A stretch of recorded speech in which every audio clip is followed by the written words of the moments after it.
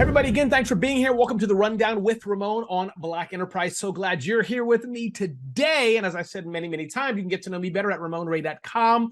Started 5 small businesses, sold 3 of them, I think, authored 5 books and more. And I hear my 2 good friends who I've known literally for many, many years. We've been on stages together. We follow each other on social media. I follow intently what they do and more. So with that, Brent Leary, just take a minute or two, man, to introduce yourself to the Rundown with Ramon audience. Tell people a bit what you do.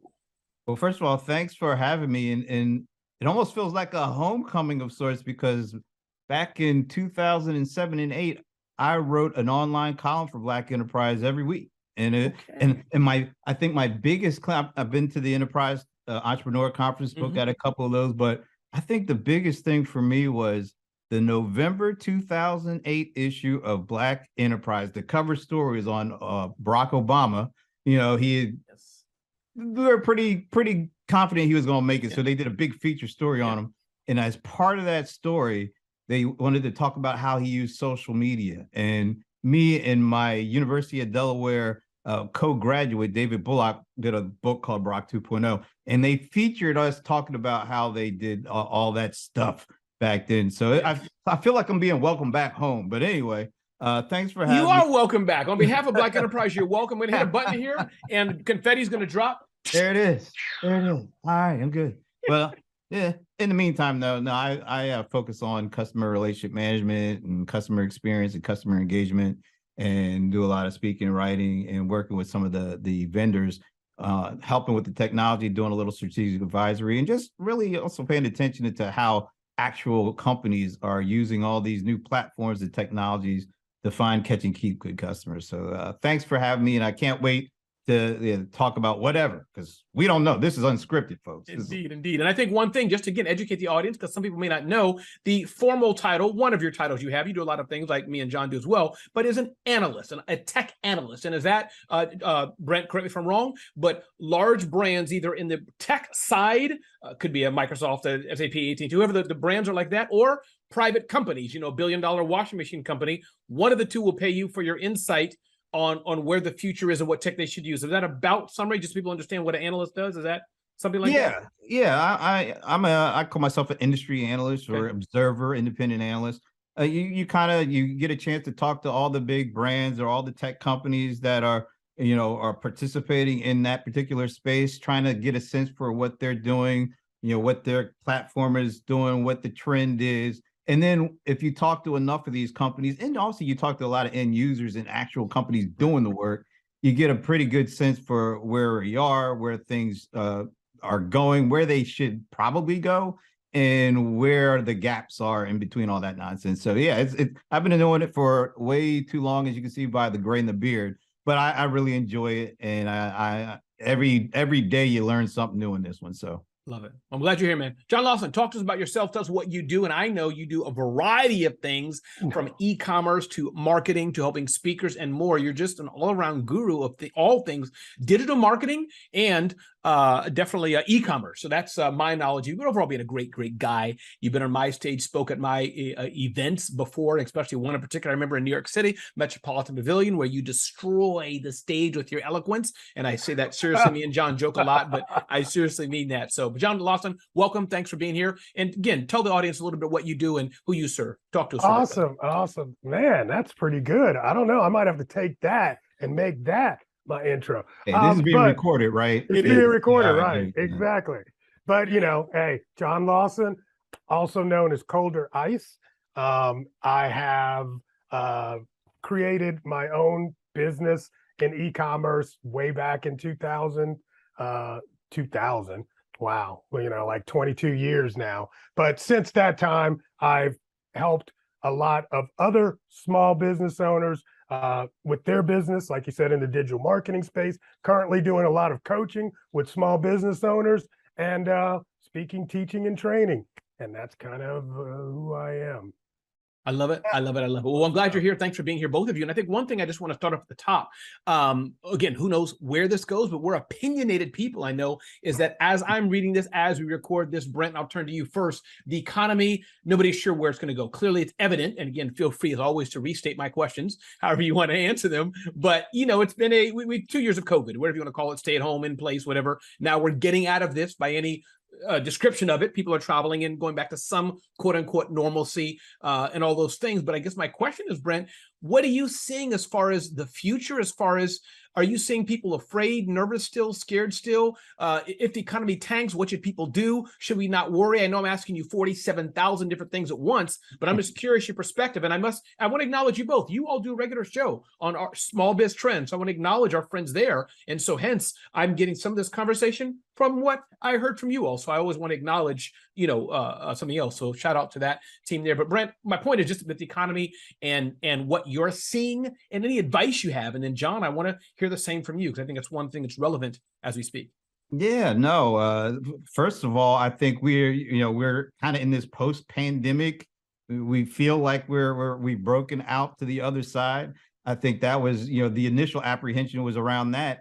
And it seems like just as we were starting to come out of the pandemic, the economy started acting up. And so you hear all the talk about inflation, and well, it's not just talk. You go to the market, you'll see it's more than just talk. You hear, the interest rates are going up. You're seeing companies doing these layoffs. You're seeing all these different signs that tell you we're going the recession route. But then you look at the kind of the jobless number. I mean, the job creation numbers every month, and we're still creating like 300,000, 200,000 jobs every month. So you get these mixed signals, and I think mixed signals cause for apprehension almost as much as just complete bad news, because people just don't know what to expect. I started getting back out. I was in this bunker for like 2 years, not traveling, not going anywhere. But over the last several months, I've started getting out, going to these events that conferences, these companies are doing. And people are really glad to be out. I can say that for sure. I went to Salesforce has their big annual event, Dreamforce. Traditionally, that gets up to 170,000 people. They just kind of reopened it for the first time in 3 years. They had about 40,000 people there. And I could tell you, people were really happy to be out. You could see, there's something about face-to-face communication and contact. It's very hard to replicate virtually. And you could see that was a missing component to a lot of the stuff that took place over 2 years. So I think although there's a lot of apprehension, there's a lot of people kind of gnashing their teeth, there are also a lot of, man, at least we're able to get together again and we can communicate and do the conferences and get out and do things that we used to do. So you got some bad, you got some good, but that's pretty much life, particularly in business. So.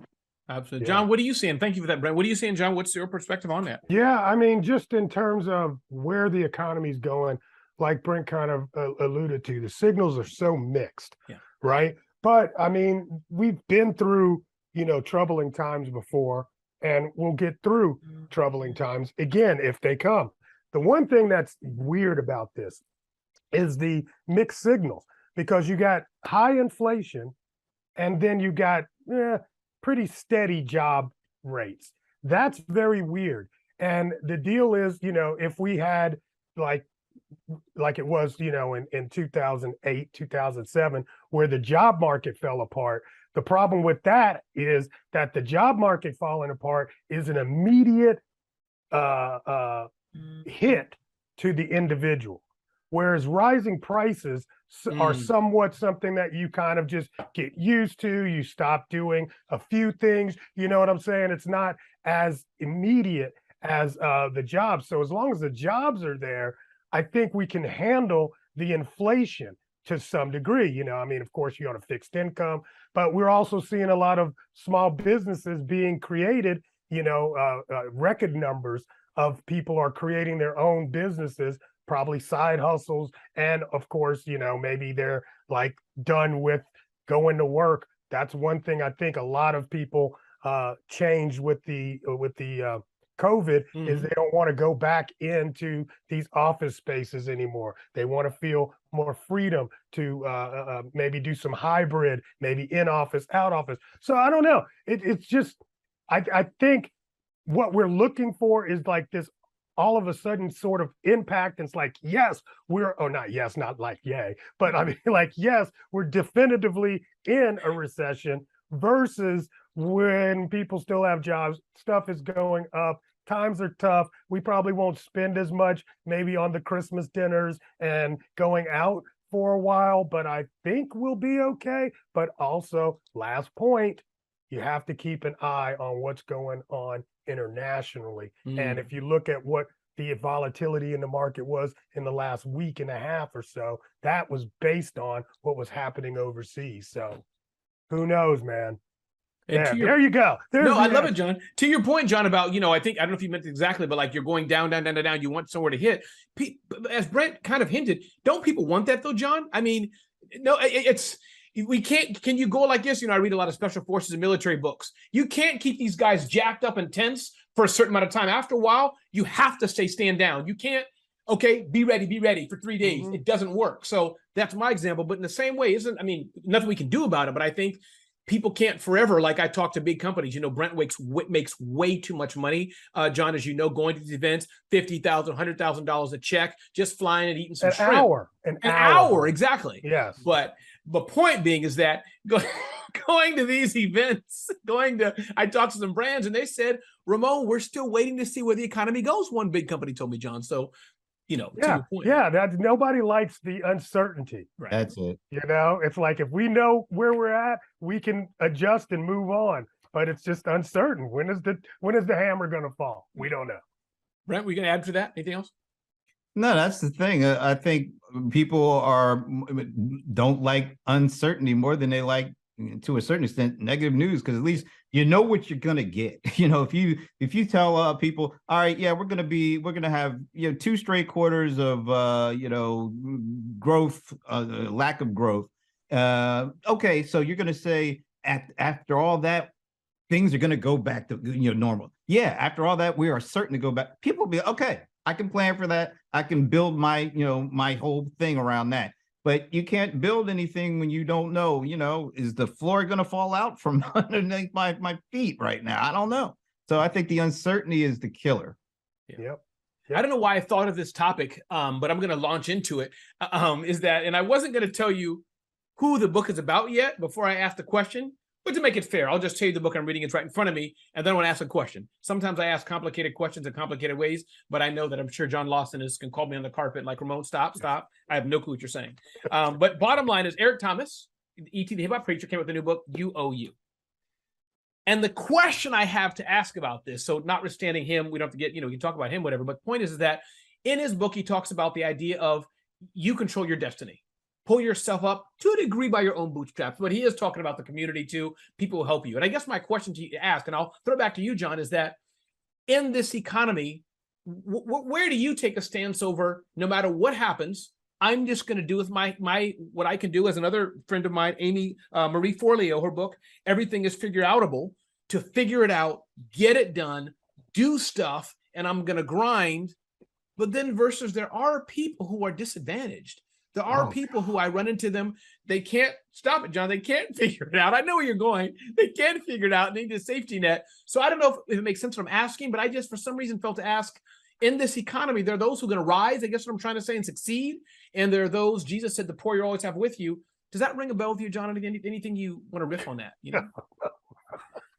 I got in trouble. I got in trouble just the other day for saying something, about disadvantage. And I'm just going to tell you, I'm going to give, because this is Black Enterprise and we have a special audience. I'm just going to tell you, I was raised in a household where my father really from early, and it's burnt into my being, he always made me understand that being Black was my superpower, not my disadvantage. Okay. And so when I walk into a room, I walk into that room, it could be like we all of us go into these rooms, right? Where we're one of the only Black people. But when we are in that room, they respect us because we just command respect. I mean, and now it's just so ingrained in me that when somebody calls my business or me a disadvantaged business owner, I'm like, what's the disadvantage here? Now, that does not mean that there is not a black tax. All right, that's a good book you should read on top of this. It's called The Black Tax. The black tax, okay. Yeah, it's really good, and it just talks about like black homeowners only get shown, let's say, 70% of the homes that are on the market, that our houses are devalued like 20%. Just overall, these are statistics, right? That's why they call it the black tax. But you know, if I didn't read that book, and I'm sitting here and I'm talking to my daughter yesterday, and she was like feeling like, well, I think they're doing this, and she's in tears, bro. In tears, because you know they treated me this way because I'm black. I'm like, but you're gonna always be black, you know? And there is you can't let their limitations become your limitation.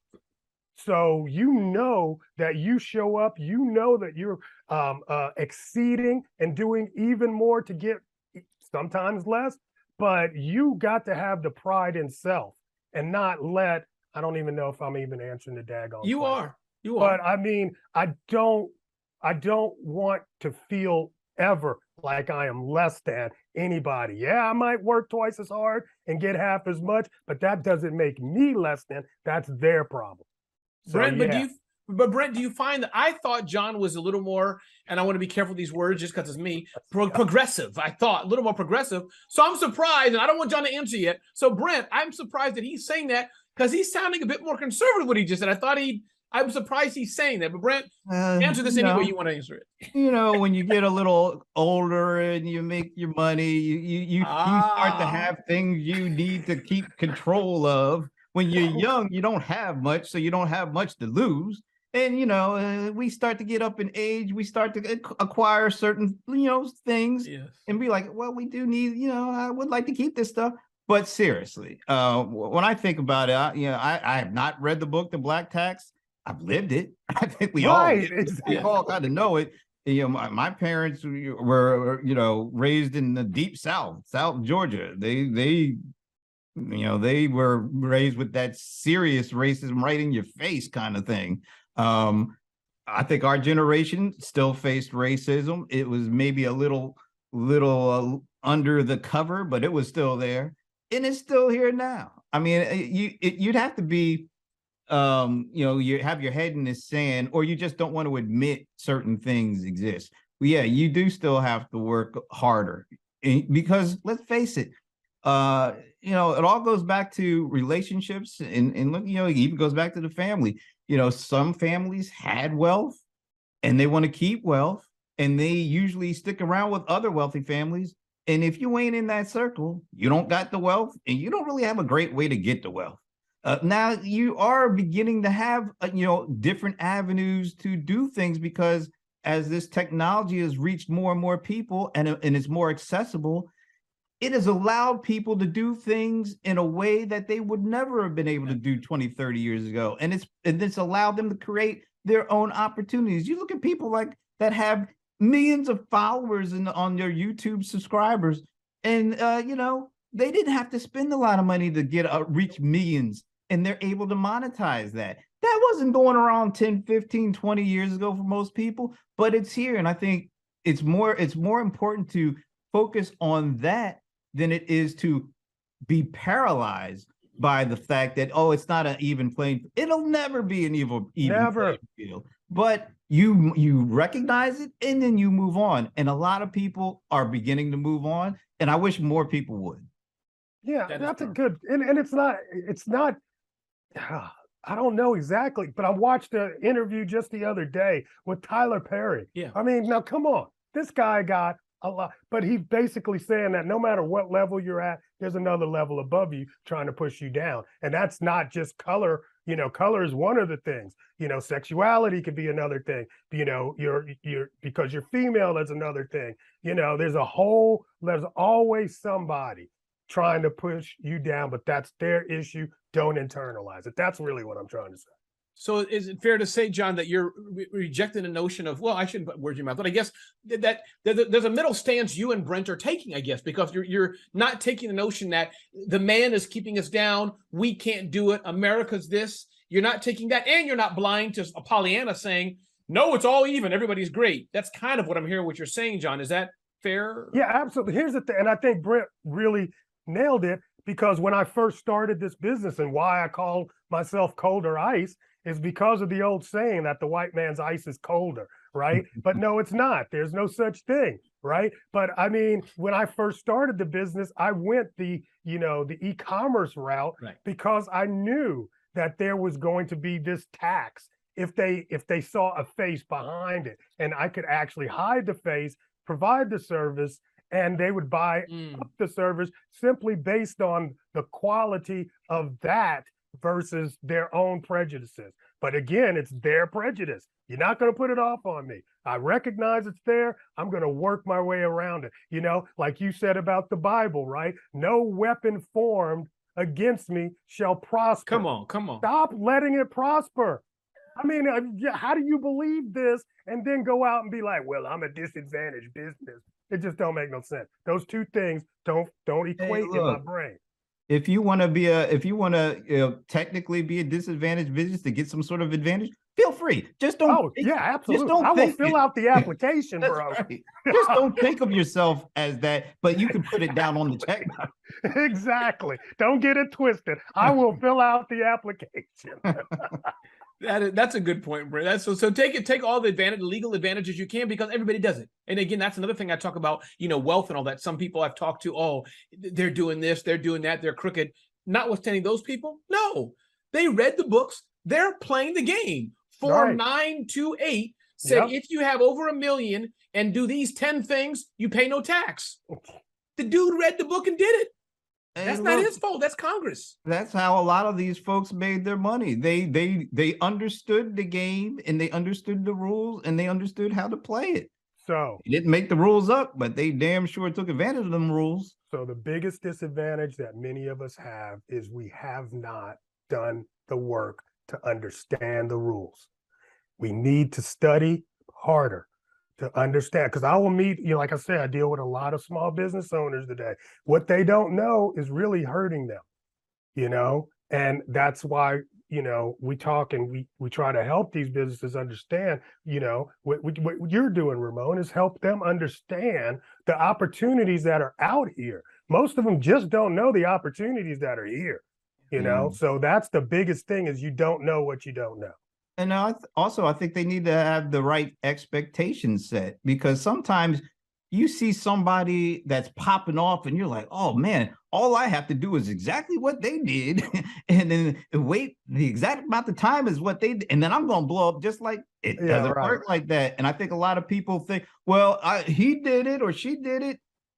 Well, that don't mean you're going to do it. You're going to have to find your own way, but it's important for you not to get too down on it. You might try one avenue, it might shut down. That doesn't mean you shut down. It just means, well, I better pull my map out, or I guess my Google Maps at this point, and find a different location, get away to another way to get to where you want to go.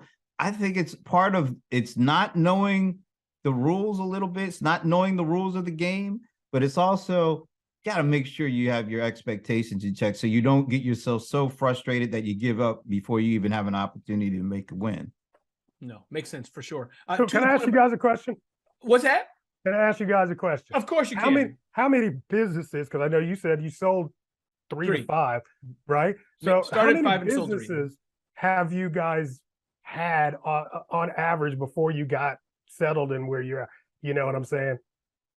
It's like, how many other failures have you had? Oh, yeah. I mean, well, I'll answer that in a longer way. I meaning I find, John, point one, as I'm answering the question as I try to, is that I'm always learning. And I feel as I'm turning 50 this year. And in some ways, and I don't know why I feel myself getting ready to cry. Welcome to the club, man. Thank you, Brent. Yes. I'm not crying because I'm 50. I feel, John and Brent, that I have wasted so much time. I know I haven't. I shouldn't be hard on myself, but I feel my eyes have been opened and I'm in a race. I'm like, I feel like I've just graduated from kindergarten at the age of 50, and And I've learned so much more, if that makes sense, meaning I've sold 3 companies, but I feel as I build Zone of Genius, my newest company, that I've learned so much. And I'm like, I wish I would have done this with the other 2. So that's one thing. Yeah, but here's the thing, Ramon. Yeah. If you hadn't gone for what you went wouldn't know what, you wouldn't be able where you are right now. I So know. you got to take the positives and the negatives. That's true. Wisdom, bro. You can only get wisdom by living here this long. True. And I do want to pause here real quick, by the way. I know you asked a question, Brent, I want you to answer. But John, I want you to tell us, by the way, who you serve, repeat what you do, and how people can reach you, website or something like that. I do want to save time. So John, can you just tell us one more time who you serve and what's the best way for Black enterprise? Small business owners, all right, e-commerce, digital marketing, and just look up Colder Ice. One word, COLDERICE. Put that in Google. You'll find me. I love it. Google you should Colder also Ice. put the bold one, the cold one, John Colder Ice Lawson. That's really how you say it. Brent Leary, I think your main offering is probably to larger companies, larger businesses, but either way, those hearing the sound of your voice, those watching this who want to get in touch with you, Brent, what's the best way they should do that? How should they get in touch with you?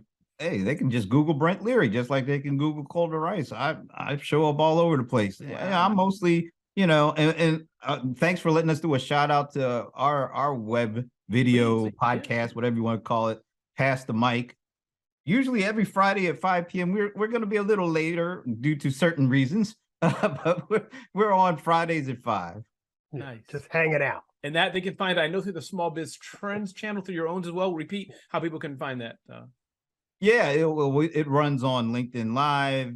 So if you want to reach out and be connected on LinkedIn, just pop Brent up. Leary, and then you get the notification. Or if you're on Facebook or wherever, we're all over the place. Got it. And so since we're like flexing about our Google search, if anybody wants to find me, just go to Google and type in Ramon Ray as well. You know what I'm saying?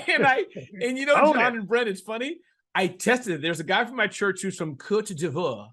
He was in the US visiting. He had an older, whatever you'd have it, because they sell different types of phones, I think, John, something like that in other countries. It's amazing. The phone's a little different, older, whatever it is. Point is, and he was like, how do I reach you? How do I reach you? So I said, let me see if this works. Because, no, he's never Googled me. That is not in any of my networks, small business, nothing. So I said, this is a good chance from a clean phone, a clean network, as it were. You know what I mean? Not some peer to Google me. So I said, open up your Google search engine. Okay. Type in Ramon Ray. I came up. I was like, yes. I was afraid that it was like, you Google yourself, Google knows who you are. So right. Google Colder Ice, Google Brent Leary, Google Ramon Ray to be in touch with us. Brent, I forgot, John, do you remember the question you asked, Brent? Yeah, just how many other businesses did you start, Brent? Yes. Yeah. So if you look at my LinkedIn profile, you'll notice that it'll say CRM Essentials 2003 to present day, because this is really bad for me. Before I actually, before 2003, I worked at PricewaterhouseCoopers for a couple of years. I was actually a coder. I was an independent coder. I did that for a number of years. But when I left Pricewaterhouse, I started CRM Essentials, and I've been fortunate. I've been able to just grow in the industry and do different things within the industry. Because, hey, look, I never wrote a thing before 2003, and then that got to be something that I got pretty good at, and never spoke at anything before that. So I kind of learned as I went and grew with this particular, just under this one presence of CRM Essentials. I love it. And I do want to continue on and close this session. We're not closing right now, but a few more minutes. Let's leave some tips and input. I would like to learn to what you asked, kind of, John, what you learned, John, what 2, 3, 4, 5, 10 tips you can leave with the Rundown with Ramon audience about growing their business or starting. And Brent, I'd love to hear the same thing with you. I know you do quite a bit of networking and talking to people, but one thing I did want to say is that, in my journey of starting businesses and growing businesses, I think it's the power of networking that's been so important, just to connect to other people and to be nice. And I was going to say, Brent, because you and I are not an analyst, but you and I have been in similar rooms, me being an influencer, as it were, and shout out to Laura McCabe. I remember, Brent, you may know the time period. I don't remember. John had been with IBM too, but I was at a few, IBM used to have analyst events like 500 years ago. You know what I mean? Laura McCabe was there. I'd sit next to her. So who are you? Oh, my name is Ramon, smallbiztechnology.com. They invited me here. Oh, I can take the meat that's in the back on the long tray there. Oh, like the soda. I can take the soda off the tray. She's like, yeah. Oh, I can come and get seconds. I'm exaggerating a bit, but I leaned on her. She, just watching, the reason they want me here is because I have a following. And so they flew me here on a big plane and got me a cool hotel. And so that was my point, is learning from others. Everybody needs to learn. Everybody needs to learn. I've had phone calls to John, learning his tricks of the trade and all kind of things. So with that, I just wanted to echo that. But I'll start with you, John. What are, over the years, what you've learned, what can you say at a high level, John, talking to the Rundown with Ramon audience? What's some tips, some advice, whether you want to get technical or broad business skills, doesn't matter. Give some advice that you've learned, like here's what you've got to do to start or build your business. I'll give you something. I was talking to a client today, man. It's like, you got to know your customer. All right.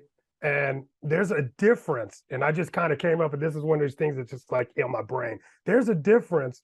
Well, see, now I got to change to the page that I wrote it down on, simply because get them bifocals out to read too. No, these work. These work. But there's a difference between the avatar and the what's it called? Customer profile, demographic? No, the demographics. Persona? Okay. Yes. Yeah, what persona and avatar are kind of the same things, but demographic is completely different. Right. And so many times I say, who's your customer? People will give me their demographic. Well, it's a female, she's between 35 and 55, and she likes to, and I'm like, that's the demographics. That's not the avatar. The avatar is when you nail it down to my customer. This customer's name is Barbara. Barbara has 3 kids. She lives in this place. She has this job, she makes this amount of money, she likes to listen to this music, she watches this TV show. When you have that kind of information on a avatar, then when you create your marketing, you are able to really connect with that Barbara. And what that's going to do is like repel Karen, right? And that's what you want to do, where everybody's trying to get everybody in. No, you need to be very specific about who you serve. And the closer you get to that, the more easy it becomes and cheaper it actually becomes for you to be able to market to these people. So that's one thing. There you go. John, I love that. And I'll tell you, my persona, I don't know if you agree, Brent. Well, Brent and John, both of you are speakers, but my persona, I'm having some fun here more so. But if I had to, it's 2 levels. As far as the speaking industry, especially for large tech brands, let me know if you hear the same thing. She's Becky. She's 26, most likely blonde hair, which great. No, there's no ding. I'm just giving the average profile. But to get the approval, her boss is 50, 55, 60, male, and or an older female. I don't know if that makes sense, but I've noticed that when you said it, I was like, I wonder who would be if I had to. Ramon, you got to make $50,000. You only can talk to one person in this crowd. I'd look for a blonde hair, younger, because in PR, right? PR and marketing is the first level. Then they usually say, hey, here's 3 people we can suggest for a big event.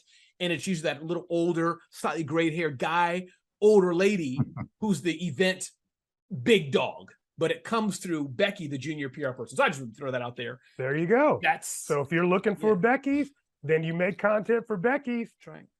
You'll get where you want to go. Love it.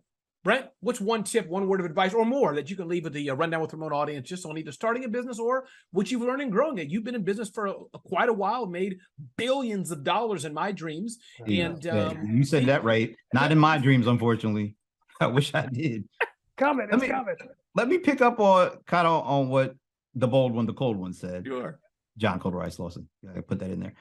So I want to take it just a step further. It's the demographic, and knowing the information and knowing the data is one thing, but remembering that it's a human being that's behind all that data and those data points, and knowing the data is good, but if you don't know how to take the data, analyze the data, create great products, services, and interaction opportunities, and to actually do a great interaction, what's all that for?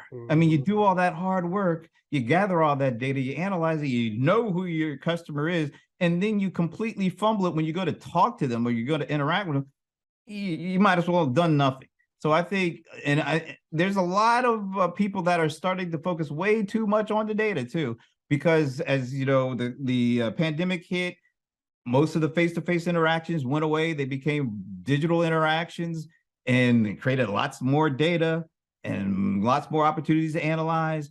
and lots more opportunity to say, oh, this is what these people are. This is what this means. This is what we could.